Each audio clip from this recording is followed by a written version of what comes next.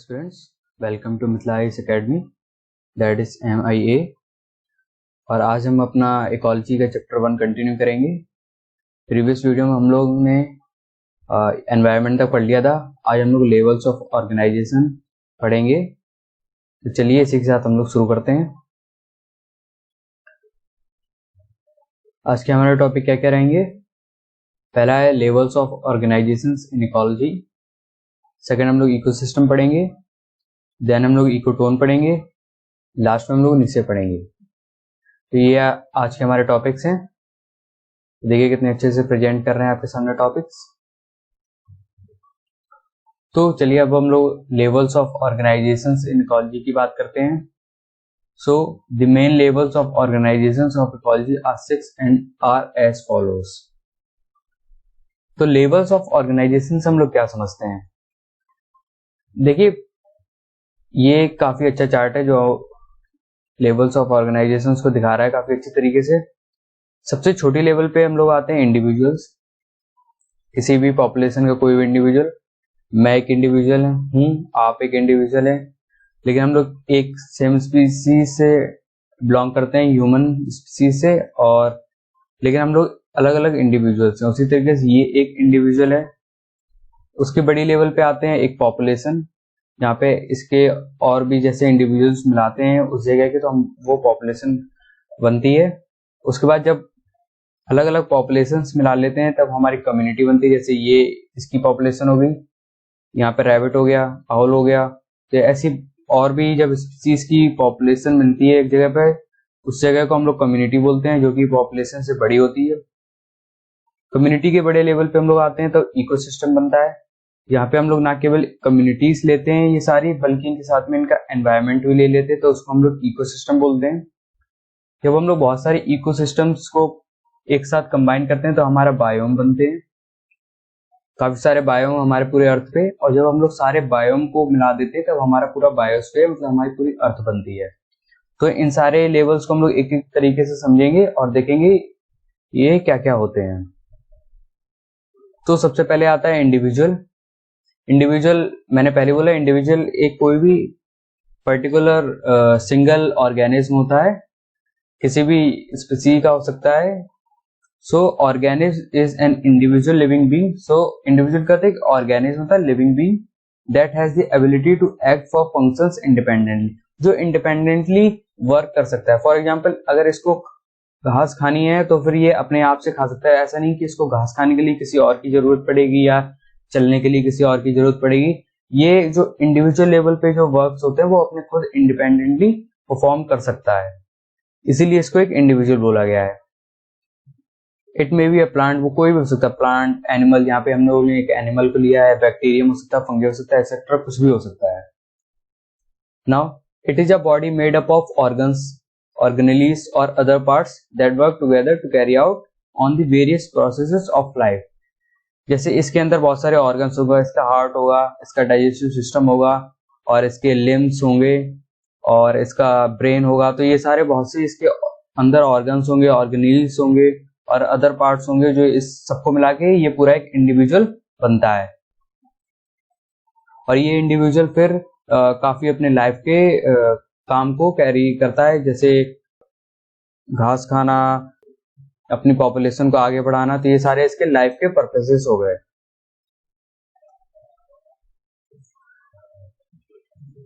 So individual के बाद आएगा पॉपुलेशन, फिर हम लोग कम्युनिटी पढ़ेंगे, फिर हम लोग इकोसिस्टम पढ़ेंगे, फिर हम लोग बायोम पढ़ेंगे, और फिर हम लोग बायोस्फीयर पढ़ेंगे। आज हम लोग इस क्लास में इकोसिस्टम तक खत्म करेंगे। तो इंडिविजुअल हम लोग ने कर लिया, अब हम लोग पॉपुलेशन के बारे में बात करते हैं। Now population is a group of organisms usually of same species occupying a definite area during a specific time। तो population क्या होती है? एक ग्रुप होता है ऑर्गेनिम्स का। जैसे हम लोग ने अभी इंडिविजुअल्स की बात की, तो पॉपुलेशन क्या है? एक ग्रुप होता है इंडिविजुअल्स का। फॉर एग्जांपल ये था, इसका जब हम लोग ने ऐसे और भी इंडिविजुअल्स को ग्रुप कर दिया एक साथ उस स्पेसिफिक एरिया में, तो उसको हम लोग ने पॉपुलेशन बोला।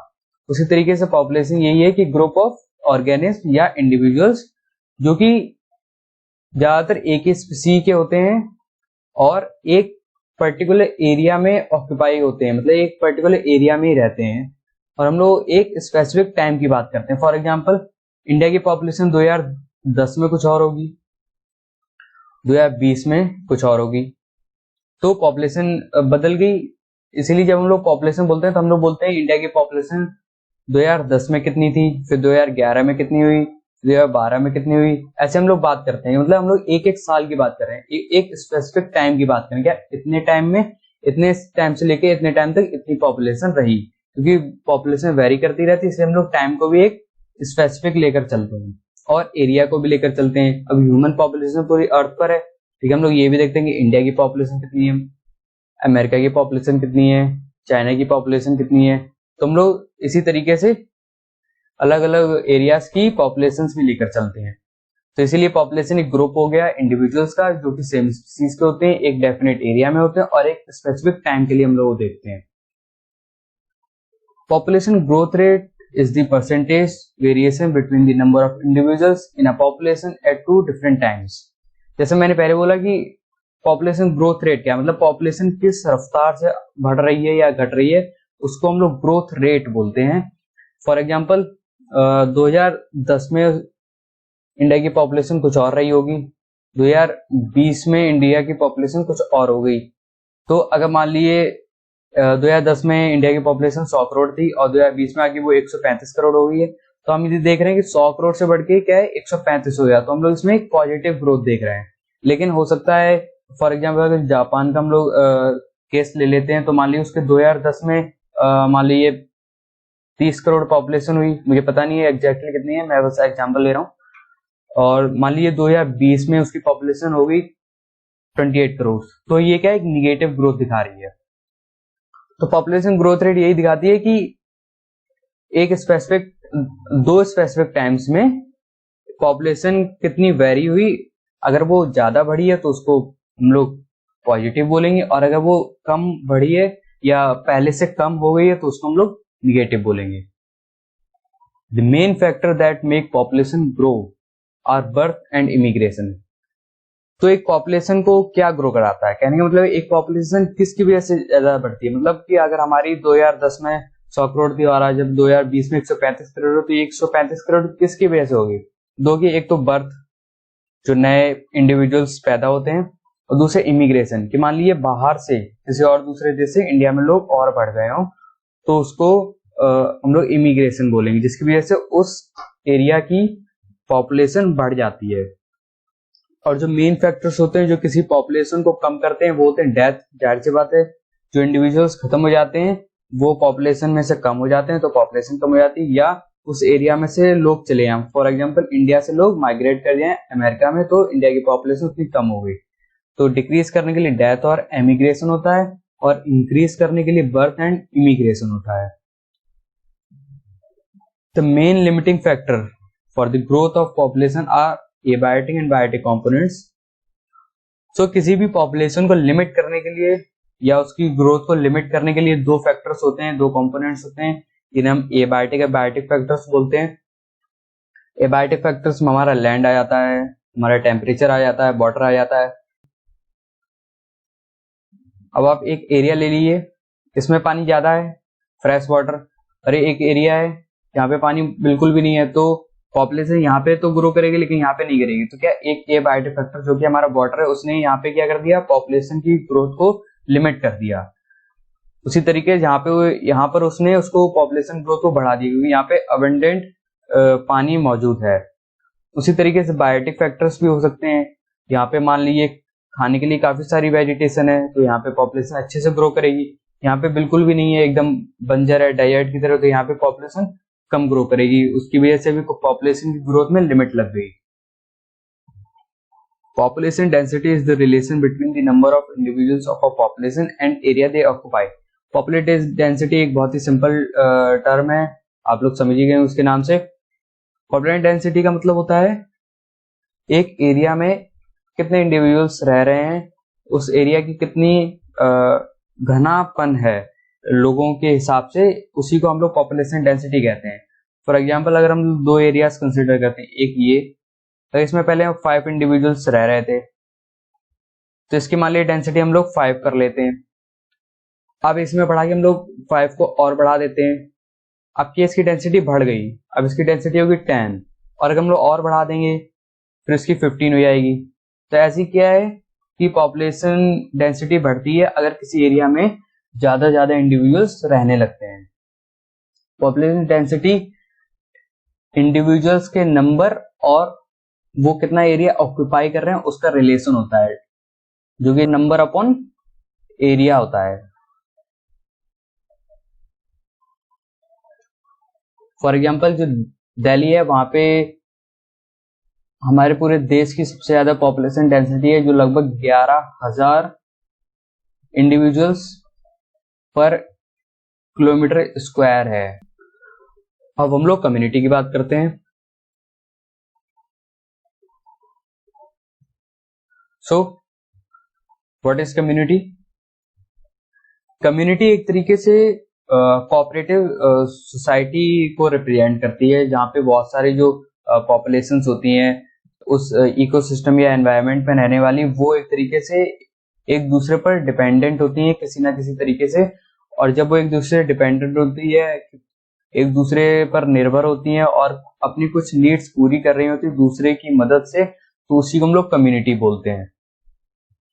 इधर पे लिखा भी है, in order to survive individuals of any one species depends on individuals of different species which they actively interact in several ways. तो उनको सरवाइव करने के लिए दूसरों पर डिपेंड होना पड़ता है और उसके लिए उनको आपस में इंटरेक्ट करना पड़ता है, और उसी को हम लोग कम्युनिटी बोलते हैं। कम्युनिटी पॉपुलेशन से एक बड़ा टर्म है, क्योंकि पॉपुलेशन में एक इंडिविजुअल पॉपुलेशन आ जाती है। फॉर एग्जांपल हम लोग शेर की पॉपुलेशन ले लेते हैं या टाइगर की पॉपुलेशन ले लेते हैं, लेकिन जब हम लोग कम्युनिटी की बात करते हैं तो उसमें लायन भी आ जाएगा, डियर भी आ जाएगा, रैबिट भी आ जाएगा, प्लांट्स भी आ जाएंगे और हाइनास भी आ जाएंगे। बहुत सारे ऐसी पॉपुलेशन आ जाएंगी जो एक दूसरे पे डिपेंड करती हैं, उस एरिया में रहती हैं, तो उसको हम लोग कम्युनिटी बोलते हैं। Community in most instances are named after the dominant plant form species, for example a grassland community. तो एक कम्युनिटी का नाम हम लोग ज्यादातर कहाँ से लेते हैं? जो भी वहां का जो एनवायरनमेंट है वहां पे जो डोमिनेंट प्लांट फॉर्म है, मतलब कि वहां पे ज्यादातर कौन से प्लांट्स देखे जाते हैं, उसके बेसिस पे हम लोग किसी भी कम्युनिटी का नाम रखते हैं। फॉर एग्जाम्पल ग्रासलैंड कम्युनिटी उसका एग्जाम्पल हो गया। अब हम लोग देखते हैं टाइप्स ऑफ कम्युनिटी क्या होते हैं। दो तरीके की होती है, मेजर कम्युनिटी, दूसरी होती है माइनर कम्युनिटी। मेजर कम्युनिटी में दो चीजें हम लोग देखते हैं, एक तो उसका साइज हो गया और उसकी डिपेंडेंसी हो गई। मेजर कम्युनिटी में क्या होता है कि ये लोग मेजर कम्युनिटी लार्ज साइज की होती है और ये ज्यादातर इंडिपेंडेंट होते हैं। For example tropical evergreen forest और इन द नॉर्थ ईस्ट, ये हो गया। इसमें क्या है, जैसे मान लीजिए एक पेड़ है, अगर इसको पानी की जरूरत हो तो अपना आराम से ग्राउंड वाटर ले लेगा, लाइट की जरूरत है वो सन से लाइट ले लेगा और अपना ग्रो करता रहेगा। उसको आसपास ज्यादा मतलब नहीं होगा, आसपास वो ज्यादा डिपेंडेंट नहीं होगा किसी के लिए, वो अपना इंडिविजुअली इंडिपेंडेंटली ग्रो कर सकता है। अब क्योंकि वो इंडिपेंडेंटली ग्रो कर सकता है तो उसके लिए ग्रो करना काफी आसान होगा, और उसकी वजह से क्या होगा, ऐसे पेड़ काफी जगह में फैल जाएंगे, उनकी ग्रोथ ज्यादा होगी, जिसकी वजह से जो मेजर कम्युनिटी का साइज होगा वो भी बड़ा हो जाएगा। इसीलिए जो मेजर कम्युनिटी थी वो लार्ज साइज होती हैं, वेल ऑर्गेनाइज्ड होती हैं, रिलेटिवली इंडिपेंडेंट होती हैं, मतलब इंडिपेंडेंट होती हैं। They depend only on the sun's energy, मतलब वो सूरज की एनर्जी पर बस डिपेंड करती हैं from outside and are independent of the inputs and outputs from adjacent community. मतलब ऐसा नहीं है कि वो लोग दूसरों कम्युनिटी से उनकी जरूरत उन्हें पड़ रही है किसी भी चीज की, वो बस सन से अपनी एनर्जी लेंगे और अपना काम इंडिपेंडेंटली चला सकते हैं। माइनर कम्युनिटीज में यही दोनों चीजें कम हो जाती है, माइनर कम्युनिटी का साइज भी छोटा हो जाता है और वो उतनी ज्यादा इंडिपेंडेंट भी नहीं होती, वो एक दूसरे पर डिपेंडेंट रहती हैं। So these are dependent on neighboring communities and are often called societies. They are secondary aggregations within a major community and are not therefore completely independent units as far as energy and nutrient dynamics are concerned. For example, a mat of lichen on a cow dung pad. तो ये एक lichen का mat है जिसमें ये जो लिचन्स होंगे वो काफी एक दूसरे पर डिपेंडेंट होती हैं। इनका साइज भी देखिए कितना छोटा है, एक ब्रांच पर ही समा गई हैं पूरे में, और इसीलिए इनको माइनर कम्युनिटीज बोला जाता है। अगर ये अपने जैसे इंडिविजुअल्स के साथ में नहीं रहेंगे तो शायद सरवाइव भी नहीं कर पाएंगे, इसीलिए इनको माइनर कम्युनिटीज बोला जाता है। अब हम लोग स्ट्रक्चर ऑफ कम्युनिटी की बात करेंगे। In a community the number of species and size of their population very greatly. मतलब किसी भी कम्युनिटी में, पहली बात तो मैंने पहले ही बोला है, एक कम्युनिटी में एक से ज्यादा पॉपुलेशंस होती हैं, एक से ज्यादा स्पीसीज होती हैं, तो किसी भी पॉपुलेशन के कितने नंबर ऑफ इंडिविजुअल्स हैं वो काफी वेरी करते हैं।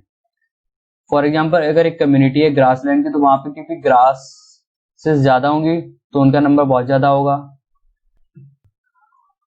वहीं अगर हम किसी लाइन की बात करें या किसी एनिमल की बात करें तो उनका नंबर कम हो जाएगा। इसीलिए एक कम्युनिटी के अंदर बहुत सारी पॉपुलेशंस होती हैं, लेकिन उनका नंबर काफी ज्यादा डिफरेंट हो सकता है एक दूसरे से। A community may have one or several species. एक कम्युनिटी के अंदर एक भी स्पीसीज हो सकती है और बहुत सारी स्पीसीज भी हो सकती हैं। The environmental factors determine the characteristics of the community as well as the pattern of organization of the members in the community. तो किसी भी कम्युनिटी का कैरेक्टरिस्टिक या उनका पैटर्न ऑफ ऑर्गेनाइजेशन की वो कैसी कम्युनिटी बनेगी, किस कैरेक्टरिस्टिक की कम्युनिटी बनेगी, वो कौन डिसाइड करता है? एनवायरमेंटल फैक्टर्स डिसाइड करते हैं या डिटरमाइन करते हैं। The characteristic pattern of community is termed as structure which is reflected in the roles played by various population, their range, the type of area they inhabit, the diversity of species in the community and the spectrum of interaction between them. तो एक community की characteristic pattern मैंने पहले बोला environmental factors determine करते हैं। For example अगर वहां पे एनवायरमेंट एक्वेटिक है तो वो एक डिफरेंट कम्युनिटी हो जाएगी।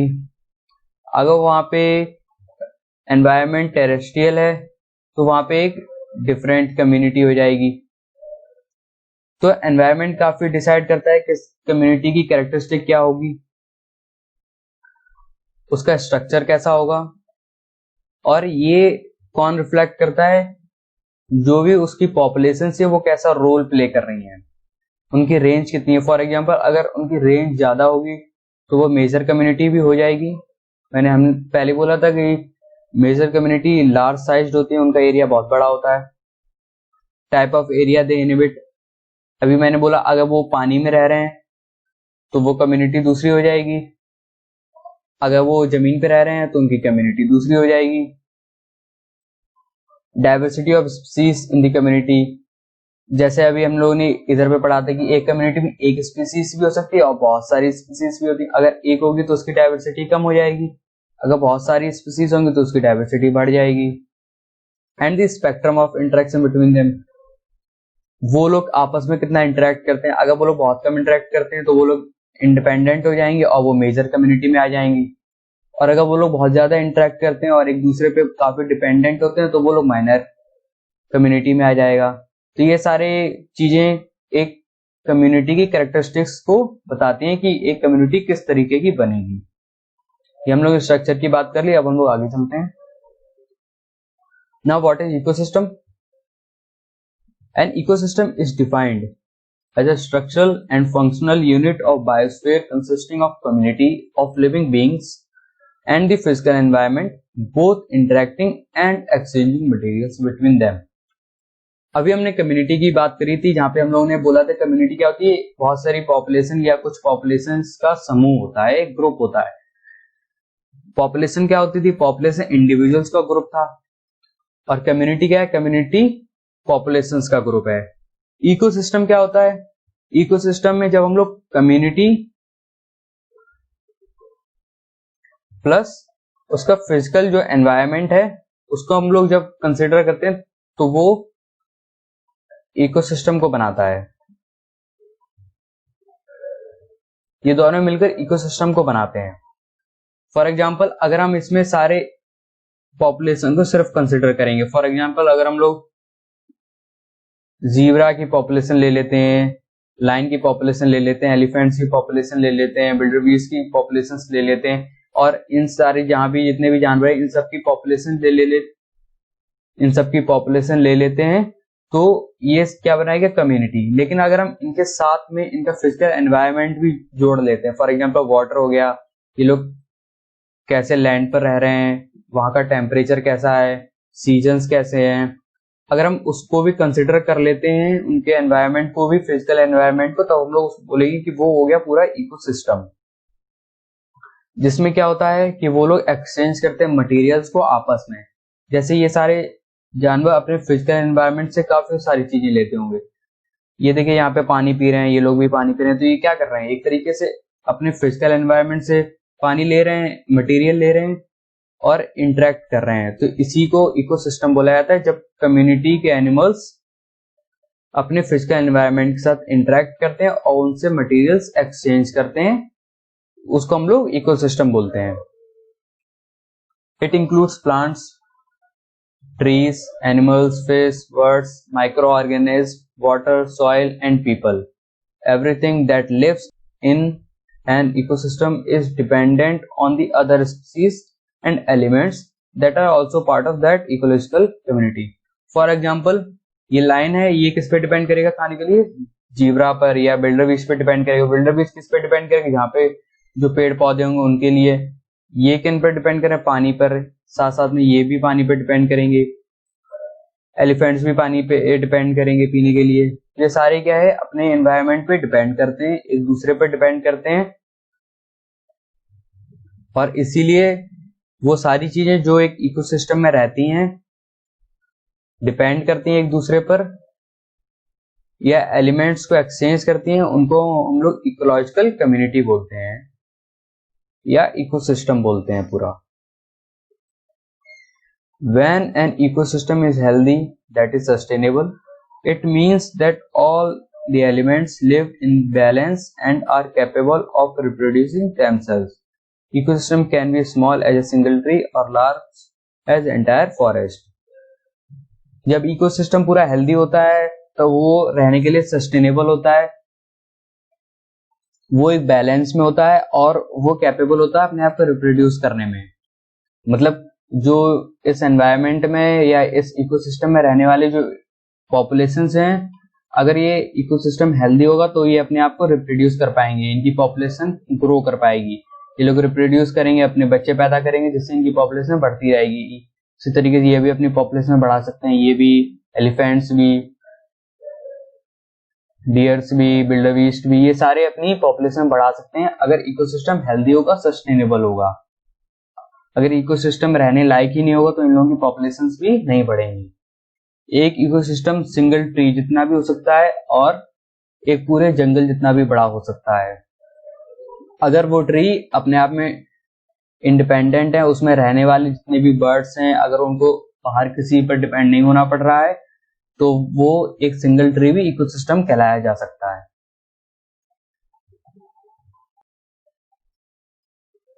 अब हम लोग कंपोनेंट्स ऑफ इकोसिस्टम के बारे में बात करेंगे। सबसे पहले आते हैं एबायोटिक कंपोनेंट्स। हम लोग ने अपनी प्रीवियस क्लास में भी पढ़ा था।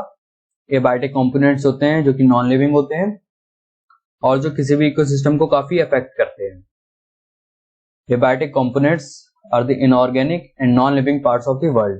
मतलब वो चीजें जो नॉन लिविंग हो या इनऑर्गेनिक हो। The abiotic part consist of soil, water, air and light energy.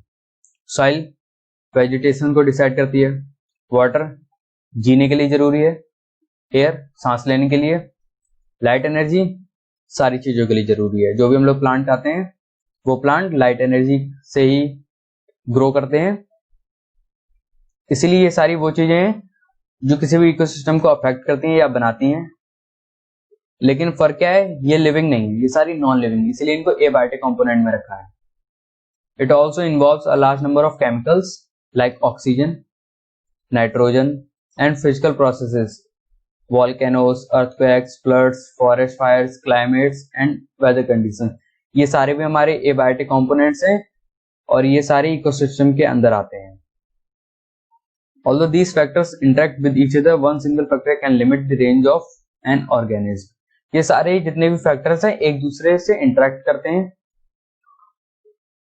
और इनमें से कोई भी एक फैक्टर किसी भी पॉपुलेशन की ग्रोथ को लिमिट कर सकता है, किसी भी ऑर्गेनिज्म की रेंज को लिमिट कर सकता है। फॉर एग्जांपल अगर हम ये एरिया ले लेते हैं लैंड, अब इसमें एक ऑर्गेनिज्म है, वो चाहे तो पूरे इस एरिया में घूम सकता है, उसकी ये पूरी रेंज हो सकती है। लेकिन अगर मान लीजिए यहाँ पर फ्लड आ जाते हैं बार बार, या यहाँ पे फॉरेस्ट फायर लगी हुई है ये, या यहाँ का इकोसिस्टम सही नहीं है, तो उसकी रेंज सिर्फ इतनी रह जाएगी। तो हमने क्या देखा, यहाँ पर किसी एक फैक्टर ने इस ऑर्गेनिज्म की रेंज को लिमिट कर दिया, और इसीलिए हम लोग कह रहे हैं कि इनमें से कोई भी फैक्टर किसी ऑर्गेनिज्म की रेंज को लिमिट कर सकता है। वो अर्थक्वेक भी हो सकता है, फ्लड्स भी होते हैं, जहां पे फ्लड्स आएंगे वहां पे ऑर्गेनिज्म नहीं ग्रो कर पाएगा, फॉरेस्ट फायर में भी नहीं कर पाएगा। क्लाइमेट अगर सही होगा तभी वो अपनी पॉपुलेशन को ग्रो कर सकता है, अदरवाइज वो नहीं कर पाएगा। वेदर कंडीशंस अच्छी होनी चाहिए, अगर वेदर कंडीशंस भी उसके अनुकूल नहीं हुई तो वो वहां पे ग्रो नहीं कर पाएगा और उसकी रेंज लिमिट हो जाएगी वहां तक जहां पे वो आसानी से रह सकता है। अब हम लोग एबायोटिक कंपोनेंट्स को विस्तार में पढ़ेंगे थोड़ा। पहले आता है एनर्जी। एनर्जी हमें सन से मिलती है और ये बहुत एसेंशियल होता है लाइफ को मेंटेन रखने के लिए, क्योंकि यही हमारा सबसे पहला सोर्स ऑफ एनर्जी है और इसी से हमारी पूरी अर्थ पे जितनी भी एनर्जी है वो सिर्फ इसी से हम लोग ड्राइव करते हैं। In the case of plants the sun directly supplies the necessary energy. तो प्लांट्स तो डायरेक्ट ही सन से अपनी एनर्जी लेते हैं, अपना फूड बनाते हैं, और जो एनिमल्स हैं वो प्लांट पर डिपेंड होते हैं अपने खाने के लिए, अपनी एनर्जी के लिए। इसीलिए सन अल्टीमेट सोर्स ऑफ एनर्जी हो गया। Rainfall. Water is essential for all living beings. जाहिर सी बात है, जो रेनफॉल है वो पानी लाती है और पानी किसी भी लिविंग बींग के लिए बहुत एसेंशियल होता है। Majority of biochemical reactions takes place in an aqueous medium. हमारे शरीर के अंदर भी जितनी भी केमिकल प्रोसेसेस हो रही हैं, बायोकेमिकल प्रोसेसेस हो रही हैं, वो सारी एक वाटर मीडियम के अंदर ही होती हैं। मतलब वाटर होता है, उसमें केमिकल प्रोसेसेस होते हैं, इसलिए वाटर हमारे लिए काफी जरूरी है। It helps to regulate body temperature. ये हमारे बॉडी टेम्परेचर को भी रेगुलेट करता है और काफी सारे एक्वेटिक प्लांट्स या एनिमल्स के लिए हैबिटेट भी बनाता है। फॉर एग्जांपल रेनफॉल होगी, बारिश होगी तो हमारी रिवर्स बनेगी, रिवर्स में मछलियां भी रहेंगी, तो उनके लिए हैबिटेट कौन बना रहा है? रेनफॉल बना रहा है। उसी तरीके से टेम्परेचर अब हम देखते हैं। Temperature is a critical factor. ये भी काफी इंपॉर्टेंट होता है किसी भी एनवायरमेंट के लिए। Which greatly influences the survival of organism. और ये किसी भी ऑर्गेनिज्म के सर्वाइवल को बहुत ज्यादा अफेक्ट करता है।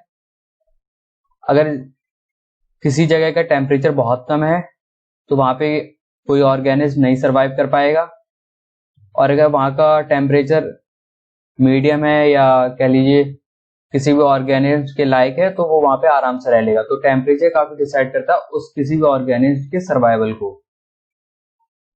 Organism can tolerate only certain range of temperature and humidity.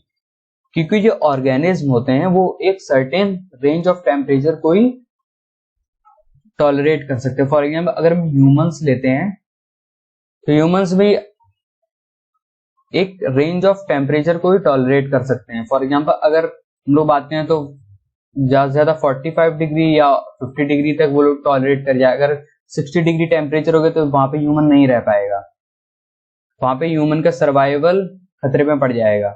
और अगर वहीं पे टेम्परेचर -60 डिग्री हो जाता तो वहां पे ह्यूमन का सर्वाइवल खतरे में पड़ जाएगा। इसीलिए ह्यूमन एक सर्टेन रेंज ऑफ टेम्परेचर को ही टॉलरेट कर सकता है, और भी ऑर्गेनिज्म होते हैं वो भी एक सर्टेन रेंज ऑफ टेम्परेचर को ही टॉलरेट कर सकते हैं। इसीलिए जो रेप्टाइल्स होते हैं वो ठंडी जगहों पे नहीं मिलते हैं, जैसे जो पोलर रीजन्स होते हैं वहां पे हमें पोलर बियर्स मिलते हैं, क्योंकि उनके शरीर पे फर होते हैं, वो काफी कम टेम्परेचर को भी टॉलरेट कर सकते हैं, इसलिए वहां पे रह सकते हैं। लेकिन जो रेप्टाइल्स होते हैं वो बहुत ठंडी जगहों पे नहीं जा सकते हैं, इसीलिए वो हमेशा धूप में अपने आप को सेकने के लिए आते रहते हैं, और इसीलिए वो हमेशा गर्म जगहों पे मिलते हैं, ठंडी जगहों पे नहीं मिलते हैं। इसीलिए किसी ऑर्गेनिज्म का रेंज क्या होगी वो भी टेम्परेचर डिसाइड करता है। एटमॉस्फेयर तो सबसे ज्यादा जरूरी है। अगर एटमॉस्फेयर नहीं होगी तो ऑक्सीजन नहीं होगी, ऑक्सीजन नहीं होगी तो हम लोग सांस नहीं ले पाएंगे, इसीलिए एटमॉस्फेयर भी काफी इंपॉर्टेंट होता है। Earth's atmosphere is responsible for creating conditions suitable for existence of a healthy biosphere on this planet. हम लोग पॉल्यूशन कर रहे हैं, पॉल्यूशन से हमारा एटमॉस्फेयर खराब हो रहा है, जिसकी वजह से हमारा सर्वाइवल भी खतरे में पड़ रहा है, इसीलिए हमें पॉल्यूशन नहीं करना चाहिए। अब हम लोग सबस्ट्रेटम की बात करेंगे। सबस्ट्रेटम मतलब होता है लैंड, जो कि किससे कवर रहता है, सॉइल से, और उसके अंदर काफी सारे हमें माइक्रोब्स मिलते हैं, प्रोटोजोआ मिलते हैं, फंगी मिलते हैं, या स्मॉल एनिमल्स मिलते हैं जो उसमें रहते हैं। इसमें काफी सारे छोटे छोटे बैक्टीरियाज, माइक्रो ऑर्गेनिज्म, ये सब इसमें रहते होंगे। Roots of plants pierce through the soil to tap water and nutrients, जो प्लांट्स की रूट्स होते हैं वो भी सॉइल से होते हैं, नीचे पानी लेती हैं। ऑर्गेनिज्म कैन बी टेरेस्ट्रियल और aquatic. Terrestrial animals live on land, terrestrial जो एनिमल्स होते हैं वो लैंड पर ही रहते हैं। Aquatic plants, animals and microbes live in fresh water as well as in the sea. Some microbes live in even hot water vents under the sea. तो substratum क्या होता है, जो लैंड होता है जिसपे कोई भी ऑर्गेनिज्म रहता है उसको सबस्ट्रेटम कहते हैं। जिस तरीके का वो लैंड होगा उसी तरीके के वहां पे ऑर्गेनिज्म होता है। अगर लैंड है विदाउट वाटर तो वहां पे टेरेस्ट्रियल एनिमल्स होंगे, अगर वहां पे पानी है तो वहां पे एक्वेटिक प्लांट्स या एनिमल्स होंगे। तो इसी तरीके से ऑर्गेनिज्म वेरी करते हैं सबस्ट्रेटम की वजह से। अब हम लोग मटेरियल्स देखते हैं, कौन कौन से मटेरियल्स हम लोग अफेक्ट करते हैं या किसी भी इकोसिस्टम को अफेक्ट करते हैं। ऑर्गेनिक कंपाउंड्स में होते हैं proteins, carbohydrate, lipids, humic substances are form from inorganic compounds on decomposition. तो ये ऑर्गेनिक कंपाउंड जैसे कार्बोहाइड्रेट हो गई, लिपिड्स हो गए। अब आपको इनको डिटेल में समझने की जरूरत नहीं है, बस ये देख लिए मटेरियल्स होते हैं ऑर्गेनिक एंड इनऑर्गेनिक। बस इनऑर्गेनिक में कार्बन आता है, कार्बन डाइऑक्साइड आता है, water, sulphur, nitrates, phosphates, ions of various metals are essential for organism to survive. तो ये हमारे कुछ मटेरियल्स हो गए, इनको डिटेल में पढ़ने की जरूरत नहीं है क्योंकि हम लोगों को कोई केमिस्ट्री का पेपर तो देना नहीं है। फिर आता है लैटिट्यूड एंड एल्टीट्यूड। लैटिट्यूड में क्या फर्क होता है, लैटिट्यूड होता है ये इक्वेटर हो गया, ये पोलर रीजन हो गया। हम लोग जितना ऊपर रहेंगे तो हमारा लैटिट्यूड उतना ही कम होता जाएगा। एल्टीट्यूड हाइट होती है, लैटिट्यूड पृथ्वी के ऊपर जाना होता है, हाइट वाइज नहीं, एरिया वाइज, ठीक है। So latitude has a strong influence on an area's temperature. जैसे जैसे हम लोग पोलर रीजन्स की तरफ बढ़ते जाएंगे वैसे वैसे हमारा जो टेम्परेचर है वो भी कम होता जाएगा, और उस हिसाब से वहां की जो पॉपुलेशन होगी या वहां पर किस तरीके के ऑर्गेनिज्म होंगे वो भी डिसाइड होते हैं। फॉर एग्जांपल पोलर रीजन्स में हमें पोलर बियर्स मिलते हैं, इक्वेटर पे हमें लाइन वगैरह, और जो भी इक्वेटर की स्पीसीज होती हैं वो अलग होती हैं। एल्टीट्यूड बढ़ने पर भी हमारा टेम्परेचर कम होता है, वो भी काफी अफेक्ट करता है किसी भी पॉपुलेशन को।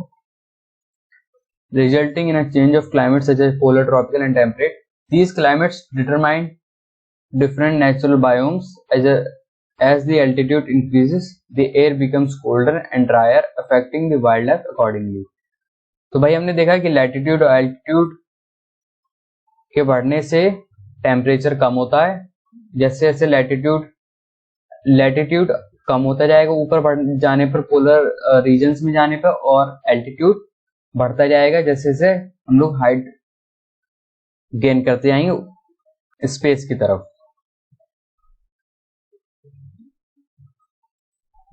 बायोटिक कंपोनेंट्स, हम लोगों ने एबायोटिक कंपोनेंट्स देख लिए सारे। इसमें हम लोगों ने देखे थे energy, rainfall, temperature, atmosphere, substratum, materials, latitude and altitude. अब हम लोग बायोटिक कंपोनेंट्स की बात करेंगे। बायोटिक कंपोनेंट्स लिविंग होते हैं, living organism comprising plants, animals, microbes, and are classifying according to their functional attributes into producers and consumers. So biotic components को हम लोग किसमें क्लासिफाई कर सकते हैं, प्राइमरी प्रोड्यूसर्स में और कंज्यूमर्स में। प्राइमरी प्रोड्यूसर्स क्या होते हैं? ऑटोट्रॉफ्स या सेल्फ नरिशिंग। ऑटोट्रॉफ मतलब जो अपने आप खुद से अपना खाना बना सकते हैं। ज्यादातर ग्रीन प्लांट्स होते हैं क्योंकि ये क्या करते हैं? सन से एनर्जी लेते हैं और अपना फूड बना लेते हैं। अपने रूट से वाटर लेते हैं, एनवायरनमेंट से या एटमॉस्फेयर से CO2 लेते हैं और अपना फूड बना लेते हैं, और इसी को खा के सारे एनिमल्स जिंदा रहते हैं। दे synthesise carbohydrate from simple inorganic raw materials like carbon dioxide and water in the presence of sunlight by process of photosynthesis for themselves and supply indirectly to other non-producers। ये क्या करते हैं?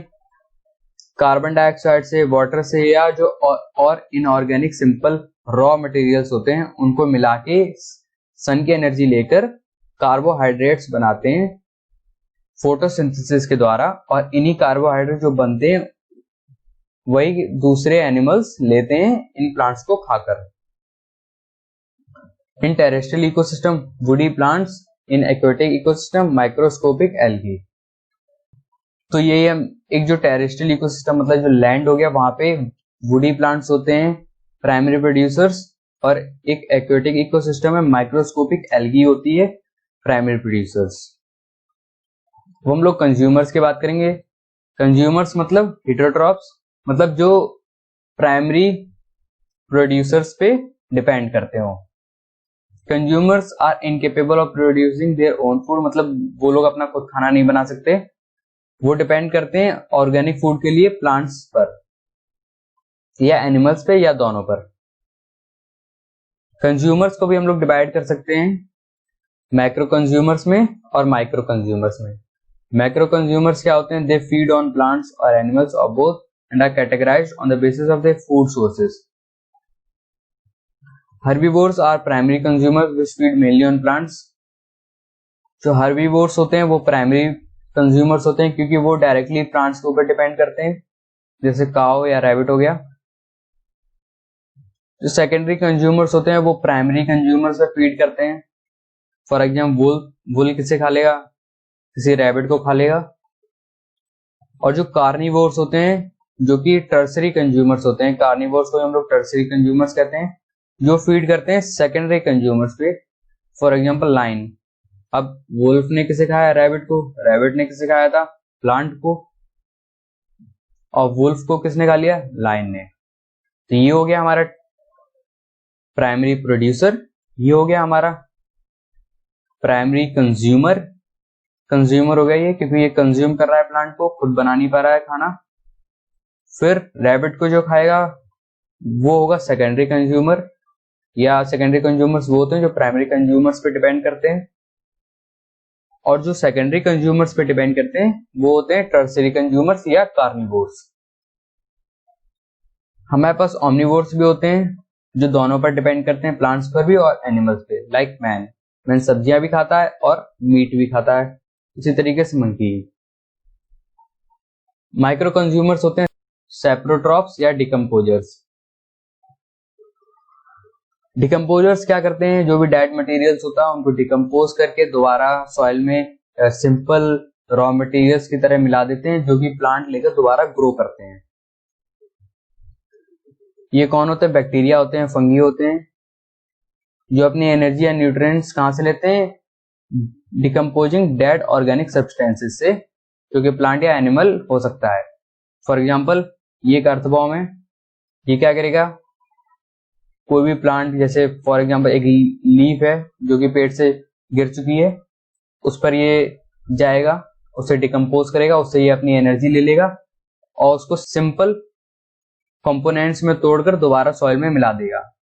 और जो इसमें जो न्यूट्रिएंट्स या इसमें जो कंपोनेंट्स होंगे उसको इस्तेमाल करेगा एक नया प्लांट और वो ग्रो करने लगेगा।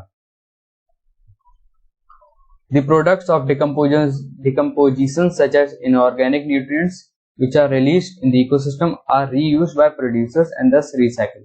तो भाई मैंने बोला डिकम्पोजर्स क्या करते हैं? किसी भी डेड मटेरियल को डिकम्पोज करके उनके अंदर के जो इनऑर्गेनिक न्यूट्रिएंट्स होते हैं उनको रिलीज कर देते हैं, दोबारा सॉइल में छोड़ देते हैं, जिसकी वजह से क्या होता है? जो प्रोड्यूसर्स होते हैं, जो प्राइमरी प्रोड्यूसर्स होते हैं, जैसे प्लांट हो गया, वो उनको दोबारा रीटेक करके या रीयूज करके उनको रिसाइकिल कर देते हैं। तो ऐसे क्या एक साइकिल बनती रहती है। प्लांट हुआ, प्लांट और बड़ा हुआ, प्लांट डेड हो गया, फिर इसको डिकम्पोजर्स ने डिकम्पोज कर दिया, और फिर जो डिकम्पोज किया गया है उस मटेरियल को दूसरे नए प्लांट ने अपने ग्रोथ के लिए इस्तेमाल कर लिया। तो ऐसी क्या एक साइकिल बन जाती है। Earthworm and certain soil organisms are detritus feeders and help in decompositions of organic matter and are called detritivores. So जो ऑर्गेनिज्म सॉइल में रहते हैं, फॉर एग्जांपल अर्थवॉर्म, जो डेट्राइटस फीडर्स होते हैं, मतलब जो डेड मटेरियल्स पे फीड करते हैं, उनको हम लोग डेट्रीवोर्स बोलते हैं। डिकम्पोजर्स को ही डेट्रीवोर्स बोला जाता है। फॉर एग्जांपल ये अर्थवॉर्म हो गया। ये हमारा हो गया था मैक्रो कंज्यूमर और ये हमारा हो गया माइक्रो कंज्यूमर। अब हम लोग देखते हैं कि हम लोग इकोसिस्टम से कौन कौन सी फायदे लेते हैं या कौन कौन सी इकोसिस्टम हमें गुड्स या सर्विसेज प्रोवाइड करवाता है। पहला हो गया provision of food, fuel and fibre. तो हम लोग इकोसिस्टम से फूड लेते हैं, फ्यूल लेते हैं एंड फाइबर लेते हैं। शेल्टर प्रोवाइड कराता है इकोसिस्टम। बिल्डिंग मटेरियल्स, जो भी हमारे घरों में लकड़ियां लगती हैं वो इकोसिस्टम से ही आती हैं। इकोसिस्टम एयर और वाटर को भी प्यूरिफाई करता है, लेकिन हम लोग आजकल इतना पोल्यूशन करने लगे हैं कि अब इकोसिस्टम भी असफल होने लगा है। एयर या वाटर को प्यूरिफाई करने में हम लोगों ने इतना ज्यादा गंदा कर दिया है। Detoxification and decomposition of waste, जो भी वेस्ट होता है, फॉर एग्जाम्पल जो भी डेड मटेरियल होता है उसका डिटॉक्सिफिकेशन, मतलब उसमें से जो भी टॉक्सिक्स होंगे उनको वो निकाल देगा, साथ ही साथ में उसका डिकम्पोजिशन कर देगा ecosystem. Stabilization and moderation of earth climate, जो अर्थ का क्लाइमेट होता है इकोसिस्टम उसे भी स्टेबलाइज रखता है, स्टेबल रखता है और उसको भी मॉडरेट रखता है, हेल्दी रखता है, सस्टेनेबल रखता है रहने के लिए। लेकिन आजकल वही मैं बोल रहा हूं ना, इंसानों की हरकतों ने क्लाइमेट को भी चेंज करना चालू कर दिया है। क्लाइमेट चेंज हो रहा है, ग्लोबल वार्मिंग हो रही है, जिसकी वजह से आज का क्लाइमेट वार्म होता जा रहा है और अगर ऐसे ही चलता रहा तो बहुत जल्द ये रहने के लिए भी स्टेबल या सस्टेनेबल नहीं रह पाएगा। Moderation of floods, droughts, temperature extremes and the forces of winds, generation and renewable soil fertility including nutrient cycle. आजकल हम देखते हैं अर्थक्वेक आते हैं या फ्लड आते हैं, वो बहुत सीवियर आते हैं, मतलब बहुत उनके जो लेवल होता है वो बहुत सीवियर होता है। फ्लड आएगा अभी तो बहुत खतरनाक आएगा। अभी चाइना में फ्लड आया, बहुत खतरनाक, काफी सालों का उसने रिकॉर्ड तोड़ दिया है। तो इकोसिस्टम पहले क्या करता था, फ्लड आते थे, ऐसा नहीं फ्लड नहीं आते थे, लेकिन वो छोटे लेवल पर आते थे, काफी मॉडरेट आते थे, क्योंकि उनके लेवल को इकोसिस्टम कम कर देता था। ड्रॉट्स भी आते, सूखा भी होता था, वो भी कम सूखा पड़ता था। लेकिन आजकल वो चीजें बहुत ज्यादा सीवियर हो चुकी हैं, क्योंकि इकोसिस्टम अपना काम ठीक से नहीं कर पा रहा है इंसानों की वजह से, क्योंकि इंसान ने इतना ज्यादा एनवायरनमेंट को या इकोसिस्टम को डैमेज कर दिया है कि वो अब उतना ज्यादा कैपेबल नहीं रहा है। इसीलिए अगर हम लोगों ने बहुत जल्द कुछ नहीं किया तो इकोसिस्टम हमारे लिए सस्टेनेबल नहीं रह पाएगा। ये सॉइल फर्टिलिटी को भी रिन्यूएबल करता है, मतलब सॉइल की जो फर्टिलिटी है उसको दोबारा फर्टाइल बनाता है। न्यूट्रिएंट साइकिल में भी ये इंक्लूड करता है। Pollination of plants including many crops, control of paste and diseases. Plants के पॉलिनेशन में भी इकोसिस्टम बहुत इंपॉर्टेंट रोल करता है। जो हमारी बीज हो जाती हैं, मधुमक्खियां, वो एक बहुत अच्छे पॉलिनेटर्स होते हैं, इसीलिए जो प्लांट्स का पॉलिनेशन होता है वो इकोसिस्टम करता है। क्रॉप का कंट्रोल करता है। जो पेस्ट्स होते हैं, मतलब कि जो हमारी क्रॉप होती है उसको जो खराब कर देते हैं उनको कंट्रोल करता है। बीमारियों को भी कंट्रोल करता है। कल्चरल एंड एस्थेटिक बेनिफिट्स भी हम लोग इकोसिस्टम पर ड्राइव करते हैं। फॉर एग्जांपल हम लोग बहुत सारी अपनी जो पूजा वगैरह होती है उसमें हम लोग फल इस्तेमाल करते हैं, कुछ तरीके के हम लोग फूल इस्तेमाल करते हैं। फॉर एग्जांपल हम लोग बेल इस्तेमाल करते हैं पूजा में। तो ये सब हम लोगों का कल्चरल बेनिफिट्स हो गए इकोसिस्टम से। और मेंटेन करता है जेनेटिक रिसोर्सेज को, मतलब अलग अलग जेनेटिकली जो मॉडिफाइड ऑर्गेनिज्म होते हैं उनको मेंटेन करके रखता है। फॉर एग्जांपल लाइन वैसे नॉर्मली ऑरेंज होते हैं, लेकिन हमारे पास व्हाइट लाइन भी होते हैं। तो व्हाइट लाइन को सरवाइव करने के लिए या व्हाइट लाइन की एक अलग स्पीसीज या एक अलग वैरायटी रखता है इकोसिस्टम। अगर हम लोग इकोसिस्टम को डैमेज करेंगे तो जो अलग वैरायटीज होती हैं या जो अलग जेनेटिक रिसोर्सेज होते हैं उनको हम लोग खतरे में डाल सकते हैं। तो ये हमारी गुड्स एंड सर्विसेज होंगे जो हम लोग इकोसिस्टम से ड्राइव करते हैं। आज के इस चैप्टर में हम लोग इतना ही पढ़ेंगे। कल हम लोग इकोटोन से शुरू करेंगे। आज काफी टाइम हो गया है, इसीलिए अब हम लोग अपनी नेक्स्ट क्लास में मिलेंगे जिसमें हम लोग इकोटोन पढ़ेंगे, नीचे पढ़ेंगे, बायोम्स पढ़ेंगे। आज के लिए बस इतना ही। अगर आपको ये वीडियो पसंद आई हो तो लाइक करिए। अगर आप ऐसी और वीडियोस देखना चाहते हैं तो सब्सक्राइब करिए, और कमेंट में आप लिख सकते हैं आपको कौन सा टॉपिक नहीं समझ में आया या आप कौन सा टॉपिक पढ़ना चाहते हैं। आज के लिए बस इतना ही। So stay tuned and thanks for watching.